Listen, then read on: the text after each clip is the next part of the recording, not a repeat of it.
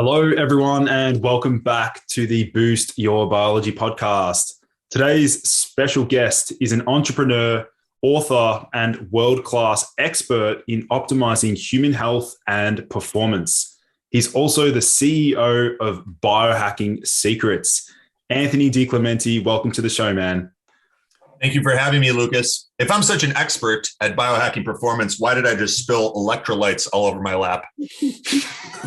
Maybe there's a new method for administration. It's topically absorbed through the skin membranes. I need something. The mouth is no longer working for me.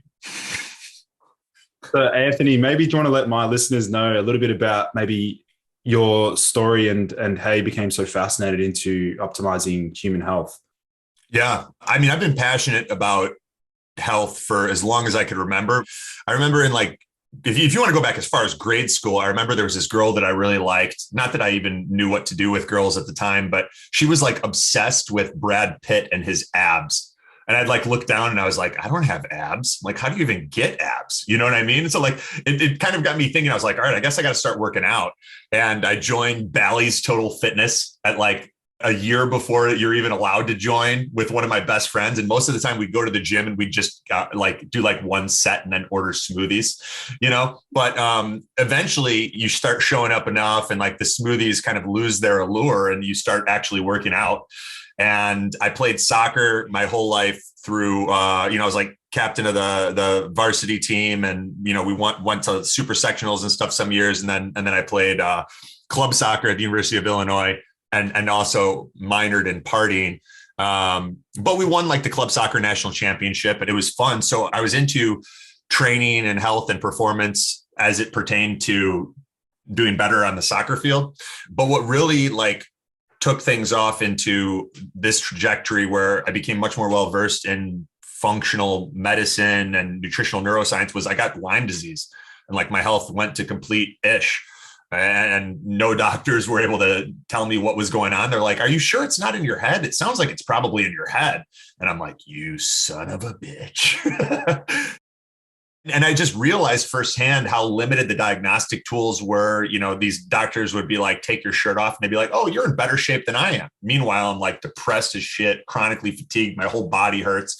And I knew what it was like to be healthy and to be able to perform at a high level. And then all of a sudden, when you're not, it's incredibly frustrating. I spent close to a year, saw 12 doctors. No one could help me. Finally, I saw this guy that was a Lyme literate physician. And he was like, have you been tested for Lyme disease? I didn't even really know what that was. We ran the tests from a lab out of California, came back positive with Lyme and all this other stuff. And that started that part of the journey because one of the blessings in disguise is that Lyme disease is known as the great imitator. And your whole body starts falling apart, your gut, your mitochondrial health, you've got all sorts of different toxicities. A lot of times there's accompanying infections like parasites and, mold toxicity and fungal infections, candida, et cetera. And you need to address those things and really bring the body back into balance. So before I even realized that it was Lyme disease, I was sort of Humpty Dumpty, putting all the pieces back together, but I didn't know the big domino that was causing everything to break, And so that was it. I got Lyme disease a second time, but that was more recently. And so I'm saying that because these health challenges oftentimes become our greatest blessings. And there's no greater teacher than necessity. And I think whatever you want to call it, God, the universe works in those sorts of ways where they know you're not going to be motivated enough to read hundreds or thousands of books and research studies and really go deep unless you are in pain. So here you go. Here's your gift. Your pain is your gift.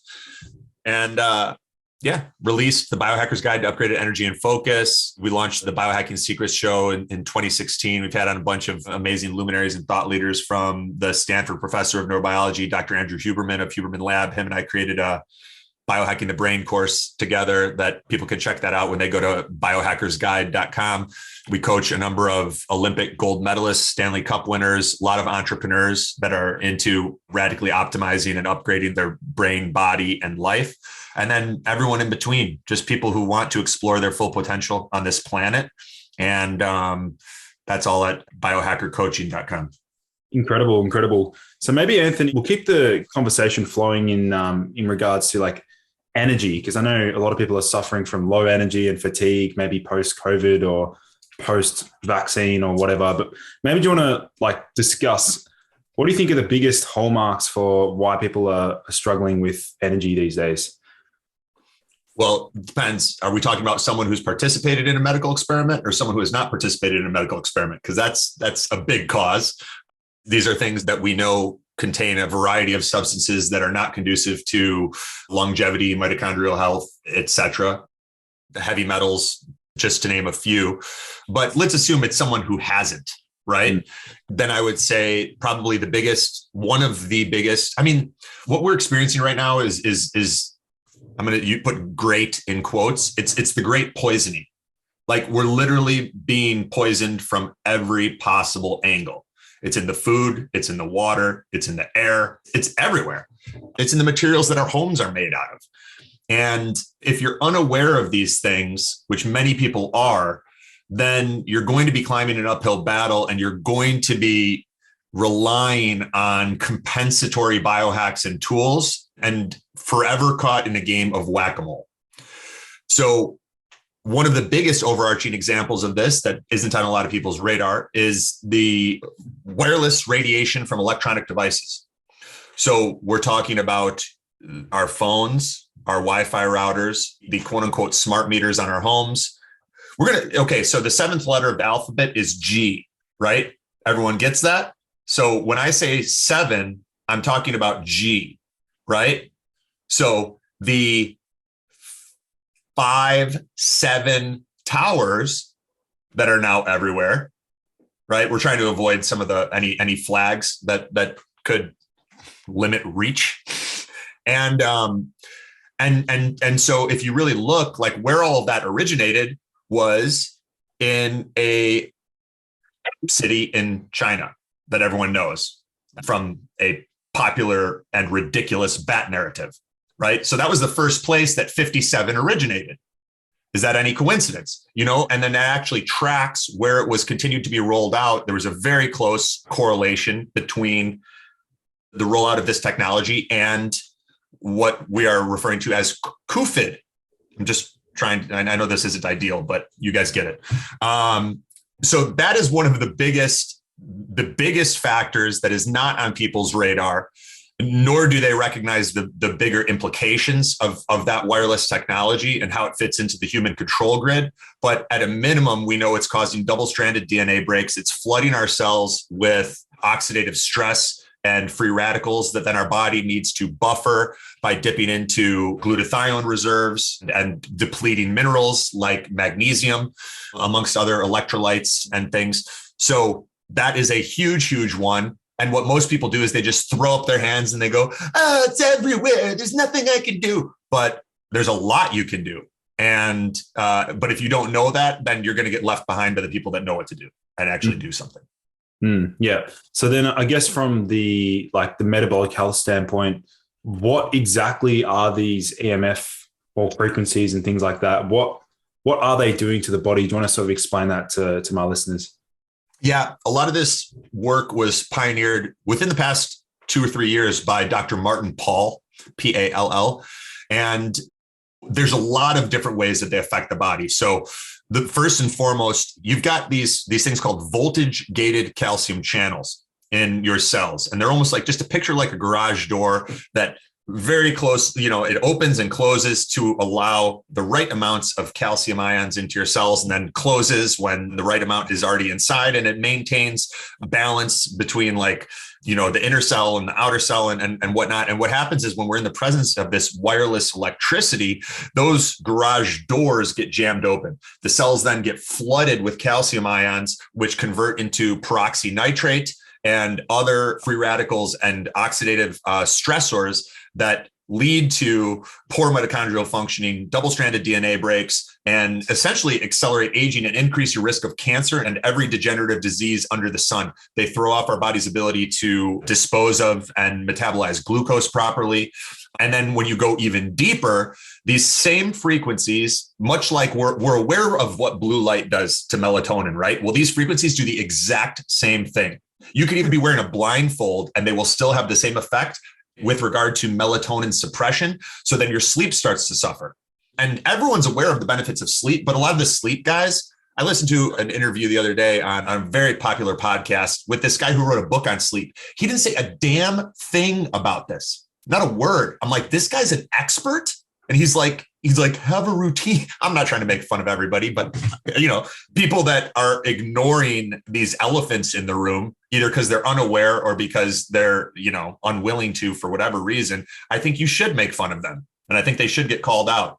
So this dude that wrote a book on sleep is like not even talking about one of the most important aspects of sleep and the biggest suppressor of melatonin, which are these wireless electrical frequencies that we have surrounded ourselves with and that are very much within our control if you are intelligent and have a game plan. Yeah, of course. So I definitely think that definitely needs more attention. And I guess like those EMF frequencies and things like that definitely do play a part. And the tricky part about it, Anthony, is like, it's so hard to, like, for the average person, they'll just say like, oh, they can't escape it. Like they just don't know what to do about it. So and they can say that, and that's fine. Do what you want. But what about, I guess, so like we've sort of touched on a little bit on energy, mitochondrial function. What about like just back in the day? I know like you're someone who's experimented with a wide variety of different biohacks. I'd be curious to find out like what were some of your favorite things that you discovered or like things that really moved the needle the most for you? A huge one for me. So I was at this event with like one of my old business partners in, I think it was like 2012 or maybe 2013, something like that. And we're up on this rooftop, the roof on the Wit in Chicago. And we're at this party and my buddy from Boston, his name was Dante. He does like, he's good friends with like Ron Gronkowski, Gronk from the NFL, and DJs all of his parties. And he's opened for Taylor Swift and stuff like that. And he's super involved with Barstool Sports and everything like that now. But we're hanging out at the time. And he comes up to me and he's like, bro, I'm going to do a terrible Boston accent. But he's like, I got somebody you got to meet. He's like, this girl, she had like stage 4 cancer. They told her she was going to die. Like they gave her like months to live. They kept doing chemo. She lost all her hair. She was miserable. They told her she'd never have kids. He goes, now she's like, she told him to F off. She started juicing all these vegetables. She's putting coffee in her butt. He's like, and she's like cured. She like got rid of her cancer. You got to talk to her. It's blowing my mind. He goes, I got a bathtub full of vegetables because she's juicing like 10 times a day at my house. And I'm like, all right, let's have a conversation. So her and I start talking and she turned me on to the Gershon Protocol, like this cancer protocol from German physician, Dr. Max Gershon, like 100 years ago. And there's now like hundreds of thousands, if not millions of people that have done this. And it's like super intense juicing and coffee enemas for detoxing the liver. And a lot of people think enema is like it's butt stuff, and like physically it's butt stuff, but it's actually working because the coffee is absorbed through the hepatic portal vein into the liver, and then you get this temporary like 500% increase in liver activity. It also boosts your body's master antioxidant, glutathione, endogenously. And that was, so I was like, all right, I'm like, if this is curing cancer, what could it do for me? I'm kind of curious, I read more about it and I got a better handle of some of the intricacies and the mechanisms at work. And I was like, there's something here. So I'll try it. And when I tried it, I like within a couple of weeks or maybe a month, I lost like extra 10 pounds that I couldn't get off. I was like way leaner. My energy went through the roof. I felt great. My skin was clearer.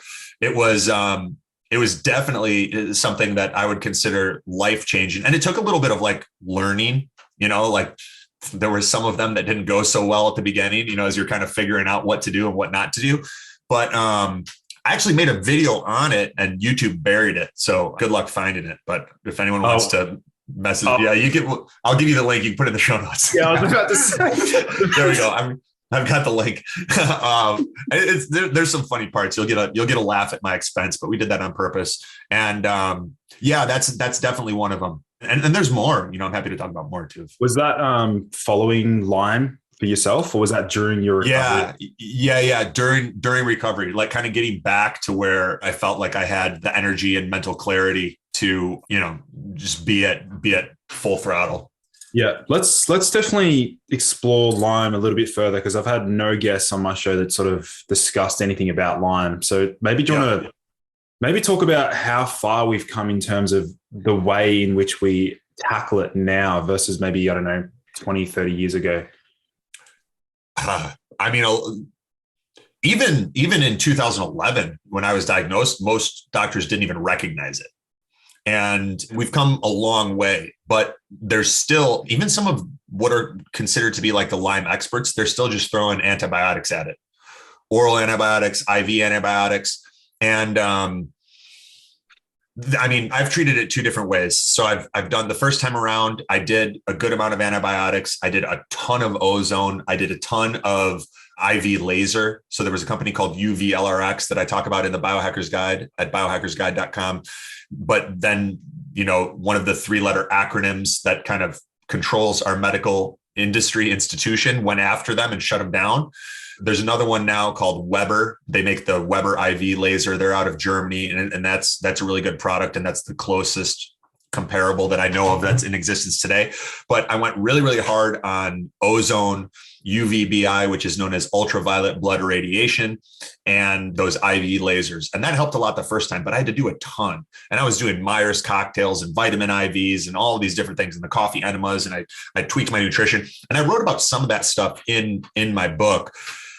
Then in October of 2020, we went up to our lake house in Wisconsin. And for whatever reason, we've been going there since, I'm 40 years old now. We've been going up there since even, when I was a baby, my parents, even before that.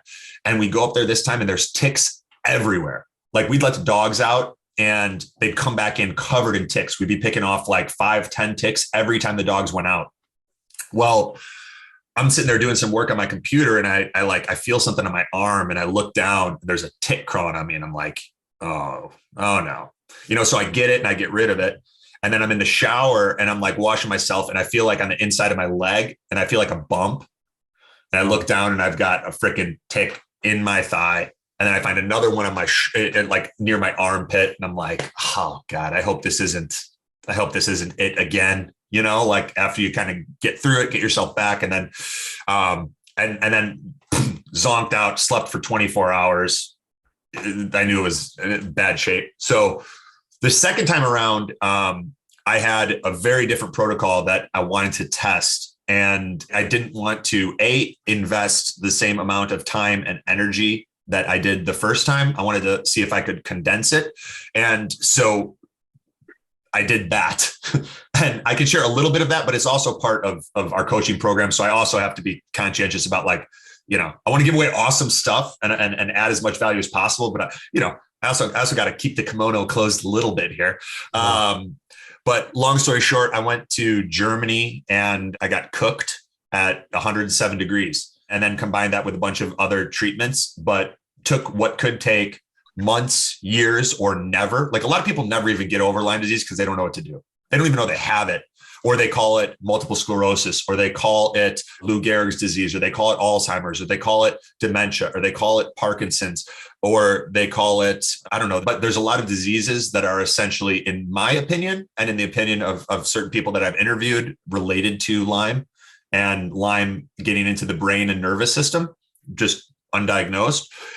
And it's absolutely vital that you have a game plan that is not just, if you're seeing a doctor and they're just giving you antibiotics, IV or otherwise, I don't want to say you're not going to get better, but it's not the best path. And it has a lot of downsides. And there are much better protocols available, especially if you're not beholden to the recommended procedures and protocols. Yeah. It sort of makes me wonder as well, Anthony, whether like a lot of the downstream consequences of having Lyme would be actually like just following what Western medicine recommends, right? Like an interesting point, Lucas, a very interesting point. Yeah. I recently brought up the point and I asked the question to a bunch of our followers and I go, how many people that have died of COVID did it outside of a hospital? What was the answer? What was your answer? How many people died outside? Oh, like minimal, right? Like not that you personally know. Me? Oh, I don't Yeah. know. Outside of a hospital, I don't know any personally. Very few. And some people have most people were like 0, 0, 0, Yeah. 0, 1. You know what I mean? Like, oh, I know of someone who knows someone. It was like that type of stuff. So I'm not making any accusations or claims here. I find that to be an interesting data point and worth exploring whether or not many of these protocols we're told are helping us may not be in our best interest, Mm, whether that's with Lyme or other things. mm. What do you think in terms of I'm not doing a good job at not going hard in the paint. I told Lucas beforehand I was going to throttle back a little bit. Well, let's sort of unpack, like, obviously both you and I know like the many biohacks like for optimizing immune health and things like that. But in general, like over the years, I'd imagine, things have worked quite well for yourself in terms of immune, just feeling robust in that regard. Like, what can you sort of share with my listeners in regards to immune health? I mean, a huge one is okay. So there's multiple tiers, but let's start with sunlight. And I'm not talking about taking a vitamin D supplement like that. The ingredient in vitamin D supplements is also in rat poison. So just think about that. I'm not making any claims here, but sunlight's amazing. So morning sunlight to the eyes and skin and optimizing your vitamin D levels through sunlight. And I know some people will be like, oh, I live in an area where I can't. Well, okay, we don't have roots. We can move, we can take vacations. There's a lot of different options here. So that's a big one if we're talking about immune health. And it is a way to, especially given all of the toxicities and that wireless electrical radiation that I discussed, that all causes our body to lose electrons. Well, one of the best ways that we can regain electrons is through full spectrum sunlight to exposed skin and even our eyes. I'm not telling anyone to go stare at the sun. You know what I mean? Like, let's not get ridiculous here, although I do sometimes in a safe manner, but that's beyond this. Yeah, of course. But that's high level stuff and you got to know how to do it. And I'm not making that recommendation because, someone else will be like, no, I'm blind because I listened to the Lucas and Anthony. So don't do that. Just, you just get it to your eyes. Look in the general direction of the sun, at least 20 degrees off and expose your skin. So that's a big one. Then it's knowing what are the holes in your ship? What are the things that are interfering with optimal health and performance? Could it be that you are making yourself sick with the food you're eating and the booze you're drinking and, the other things that are putting you into a state of chronic sympathetic dominance? Yeah, for a lot of people, those are issues. Many people are dealing with tons of different toxicities.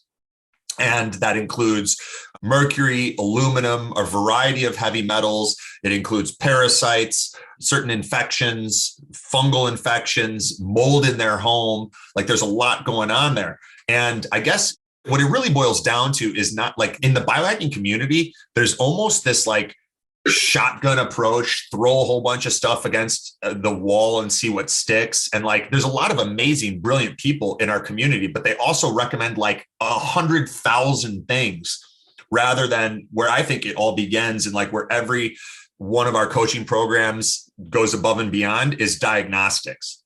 Knowing what lab tests to order, blood, stool, saliva, how to interpret the language it is a second language to interpret these blood tests and then be able to apply that to designing a personalized game plan that addresses the root cause of the things that are interfering with homeostasis and optimal performance in body and mind and energy production. So does that kind of make sense? Like you got to know if you're not getting the diagnostics or if you're just listening to a bunch of podcasts and trying a bunch of things, like you got to get off the treadmill. You got to stop playing whack-a-mole because it's like you're going to be in a very similar place a few years from now because there's no process, there's no procedure, there's no precision. You need that stuff. Yeah. Also, as part of that, Anthony, I think like for some people, when they discover like the root cause of their symptoms, like how many times have you seen clients where they're like, I never would have thought that would have been an issue. and like that was the issue. The root cause was perhaps like a toxicity, or maybe it was mold or things like that. A ton. And then there's the issue of like no one wants to have parasites, but a lot of people have parasites, you know? And it's like, and then you have the added layer of a lot of these tests for parasites. Like parasites have life cycles, and there's such a wide variety of different species. There are very few tests that are broad spectrum and robust enough to catch them at the right time in their life cycle and this and that. And so we have a lot of different ways of identifying that and then running the right tests. But people, like, you bring it up and they're like, what else could it be? You know, because they don't even want to entertain the notion, you know, and then a month and a half later, they're like pooping out hordes of parasites, which has happened dozens of times. You know, Anthony, what's the link between the moon affecting? Yeah, parasites are more active during full moon. So a lot of farmers will deworm their cattle on a full moon because of that.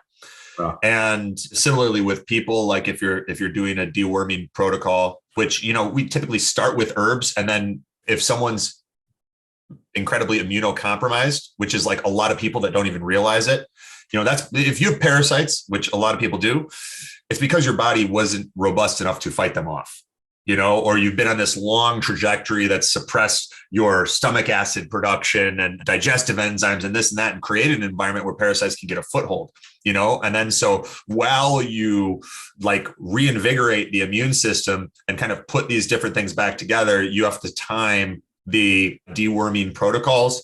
And one of the more effective times to do that is around a full moon. Right. Okay.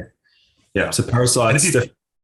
Yeah. We dogs are put on deworming medication regularly, like cattle, horses, all of these mammals that are incredibly similar to us when you actually look at the differences in DNA, right? Mm. But very few people actually talk about it for humans. They're there, guys. They're there. Yeah. What about, as far as like something that I've personally experimented with recently, and I wish I started earlier, was like IV vitamin C. Like I've done now maybe 6 or 7 separate sessions, and each time I feel so damn good after it. Have you played around with any like IV therapies at all? Oh yeah. A bunch of them. I've done IV vitamin C. I've done IV vitamin C some weeks where I was in like the hundreds of thousands of milligrams. Just as a test. For Lyme or just general? No, in early 2020, I was getting it's a long story, but it was basically like radiation poisoning. And I was like, God, what the heck is going on with me right now? So I was trying all this. I was trying all these different immune protocols, and had a woman coming and giving me vitamin C IVs. And the vitamin C can be amazing, especially as a part of a bigger protocol. The downside is it can kind of burn your veins up a little bit. So you got to find the right balance of like not burning your veins out with the IV vitamin C. And I've done NAD, IVs, Myers cocktails, which is like a combination of a bunch of different B vitamins and magnesium and vitamin C and some other cool stuff. Phosphatidylcholine. I've done IV methylene blue, which has a lot of implications for Alzheimer's, Parkinson's, mitochondrial respiration, cognitive performance, and I don't know, pretty much everything. Yeah. But yeah, those are some big ones. Nice. What about like with the NAD and the whole NMN like side of things? Like, maybe do you want to explain to my listeners maybe your stance on, you know, NAD, the importance of it, and how we can boost it? Yeah. So NAD is like this energy molecule, nicotinamide adenine dinucleotide that, you know, your body manufactures. It's some of the precursors like niacin, vitamin D3 can help contribute to that. And, you know, you've got, I don't know who's the dude that popularized it. There's some guy that wrote a book on longevity that a bunch of people reference when they ask about it. You know who I'm talking about? Was it David Sinclair? Yeah, that dude. I haven't read his book or anything, but everyone's like, David Sinclair said this. And so I know he brought a lot of attention to NMN and NAD. I went pretty hard on NAD IVs for a while and found them super beneficial, but also like pretty expensive and uncomfortable. And then I interviewed Dr. Joseph Mercola in 2019 on the Biohacking Secrets show podcast, which you guys can check out at biohackerradio.com. And he told me about how he makes NAD suppositories. And I was like, interesting. And I'm like, because the oral stuff seems like it kind of helps, but then it's nowhere near what the results I was getting from the IVs. And so I started making these suppositories where I would get, there was a product by Thorne called Thorne Niacel, which was like a nicotinamide riboside. And you basically like get some quality coconut oil in a glass jar, like Dr. Bronner's is pretty good. You put that in a little pot with water and gently heat it up. And then as it liquefies, you want to get it to where it's liquid, but like not any hotter than it needs to be, because, you know, there's denaturing that takes place at high heat. And then you get these suppository molds, which you can buy on Amazon or wherever. And you put a little bit of the coconut oil in them. And then you put one of the capsules of the Thorne Niacel in there. And then you fill it the rest of the way up and put them in the fridge. And now you've got NAD suppositories that you could take. So I used one today. And you do it after, of course, after you've had a bowel movement. Some of the time it will trigger a bowel movement, and that's okay. You just go and, you know, pick it back up the next day. And so I'll go through periods where I pulse NAD via suppositories, sometimes via IV. I integrate some NMN. I integrate some precursors for NAD, and I'll do that for a period of time, and then I'll stop. Because there's also research that, I mean, at any given time, our body is fighting off various types of cancer, right? And that's a big part of what our immune system does. But there is some evidence that if there's like latent cancer that you don't know about and you're loading your body up with NAD, it could actually accelerate cancer growth. You know, so I'm conscientious of that too. And yeah, you sort of look at NAD almost like I use it during growth periods, and then I counter it with periods of more fasting and scarcity and that sort of thing, like autophagy based stuff, if that's clear. Yeah, that makes sense. So what about, I guess, like, since you're on the topic of like longevity and things like that over the years, Anthony, like what are some of the, are there certain things that you've, researched specifically for longevity, maybe instead of like things like fasting? We know that fasting is great for life extension. What else have you uncovered in that realm? Yeah, I'm not gonna bore your listeners by talking about fasting. I'm sure they've heard it like 100,000 times, right? Whatever. Yeah, there's a lot of things. I mean, probably the most important is two things come to mind. And ideally, if you could combine them, that'd be great. It's the social relationships in your life. And I'm not necessarily talking about quantity. I'm talking about quality. Is there at least one person that you could have amazing heart-to-heart conversations with? And it doesn't need to be a lot. It could just be one person. When we look at some of these studies of centenarians and people living in blue zones, that's a big part of that tribal community, deep social relationship or relationships. That's all there. So, the dude who's just like hooking himself up to a whole bunch of IVs and drinking baby blood and weird shit like that, like, if nobody likes him because he's a prick, like, I don't think he's going to live to be 150. Sorry. Like, maybe I'm wrong. Maybe his nano robots and whatever BS he's talking about in his books will prove to work, but I think he's full of shit. I'd much rather be the person that has strong social relationships and is spending more time in nature and less time tethered to electronics and is interested in trading the looking glass for the mirror and going within and exploring myself and making it my intention to have a ever deepening relationship with God, my creator, and spending time in prayer and meditation. I think all that stuff is a lot more powerful than the nonsense narratives around living forever by injecting yourself with nanorobots and plugging into the Internet of Things. I honestly think that's a trap. Yeah, absolutely. I think I definitely would agree there, Anthony.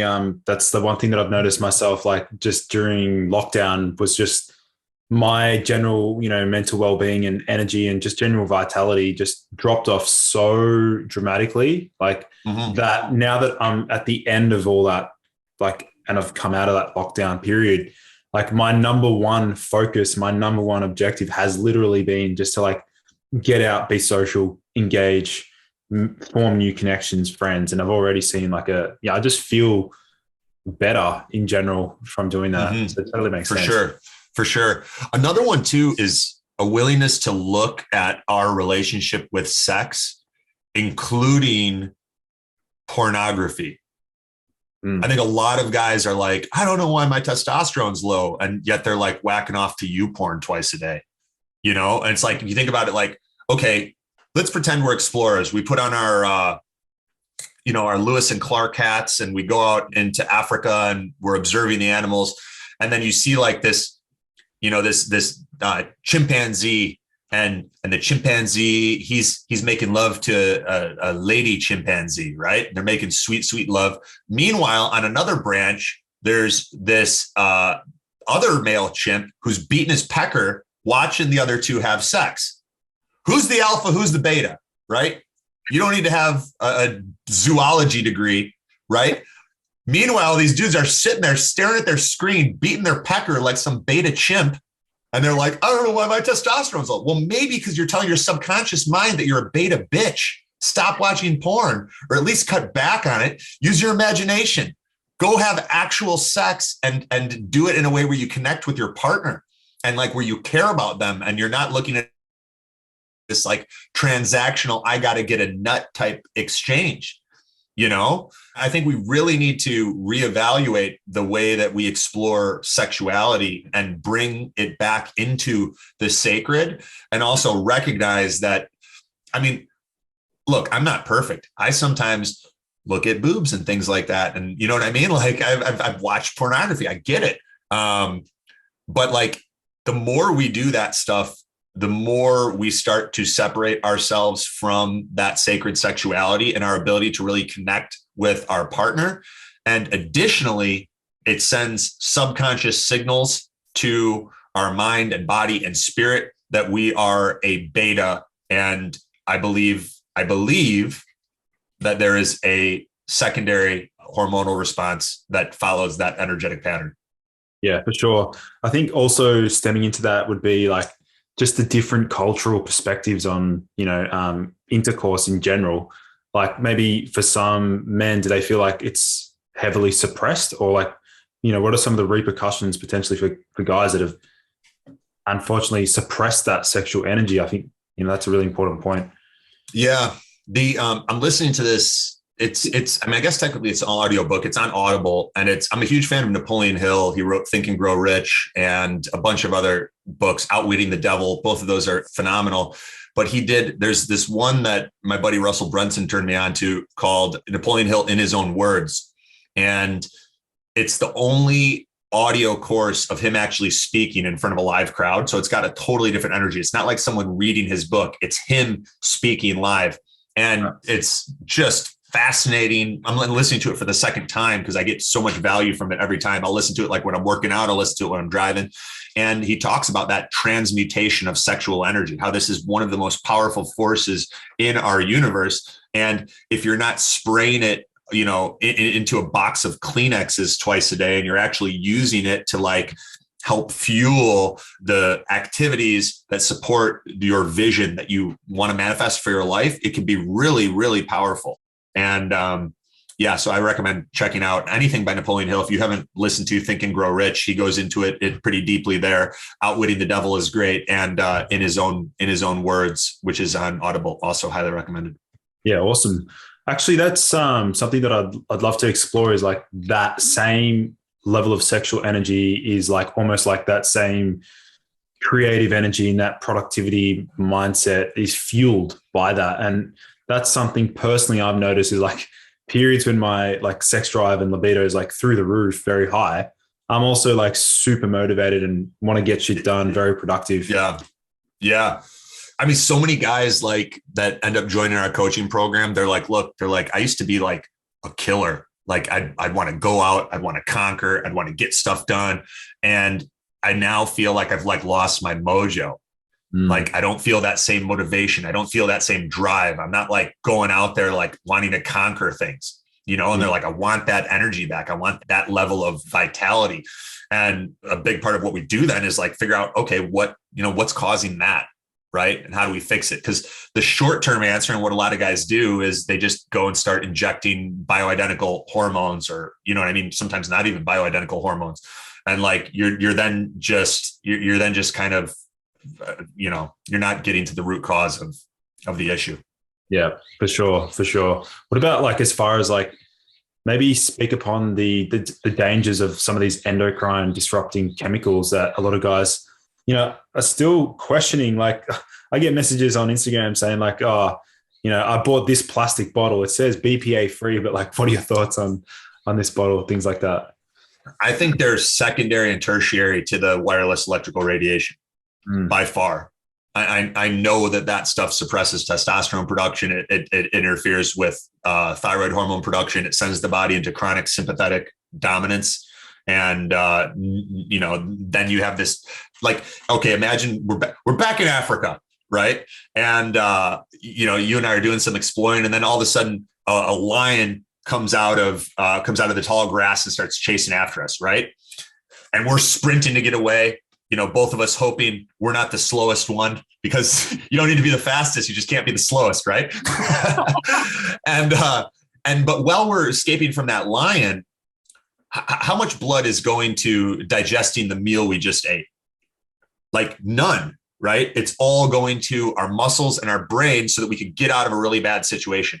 Well, that's sympathetic dominance. And that's where most men and women are spending their time. To their biology, they are constantly being chased by a lion. And like, yeah, it's worse if you have coffee and this and that, but that's predicated by your electromagnetic environment. And so that's why, like, if people are like, well, oh, it's everywhere, I don't want to do anything about it. Okay, I don't care. You know what I mean? But you're just going to have more and more holes in your ship. And eventually it's going to get to a point where you can't biohack around it anymore, and your life will 100% be cut short. So that's kind of the point that I wanted to make there. And that's part of the reason that so many people have digestive issues, that, that they're not producing the stomach acid, they're not producing the bile, they're not producing the enzymes that are needed to effectively digest, assimilate, and absorb their nutrients. It's because they're in chronic sympathetic dominance, and it is being caused primarily by their electromagnetic environment, and they're focused on plastics. Yeah. Yeah, no, very well said. Very well said. So Anthony, maybe do you want to, like, for my listeners, they're probably, you mentioned the Biohacker's Guide to Upgraded Energy and Focus, the book, your website. Maybe let them know, like, if they want to connect with you, work with you, how can they do that? Well, I don't want to work with any of your listeners. So no, I'm just kidding, guys. Yeah, probably a fun place to start. Like, I mean, if you don't have the book, you could go to biohackersguide.com and pick that up. And then, as you're checking out, we give you the option to like grab the Biohacking the Brain course that I created with Dr. Andrew Huberman of Huberman Lab, the Stanford professor of neurobiology.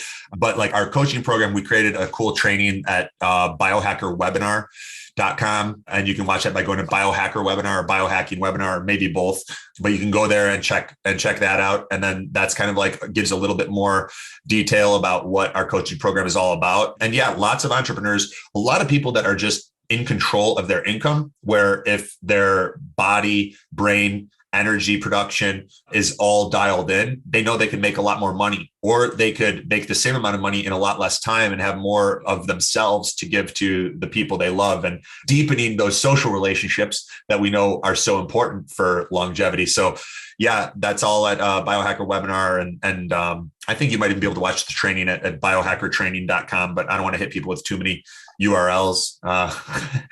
Too late. Awesome. Yeah, well, I'll make sure to link those in the show notes, Anthony. But otherwise, yeah, it's an absolute pleasure having you on the show. It's always fun chatting. Oh, I forgot. We got the podcast too. Tell them to go to biohackerradio.com. We just recorded an awesome episode with Pedram Shojai, the urban monk, right before this call. So that one's dropping. We've got, Wim Hof, 27-time Guinness World Record holder, Tony Horton from P90X, a lot of just amazing people that are smarter than I am on there, and great conversations that people can take, actionable advice from to level themselves up physically, mentally, spiritually, energetically, all that fun stuff. Awesome. Love what you do, man. Love what you do. Thanks, brother. Thanks for having me on. Awesome. Take care.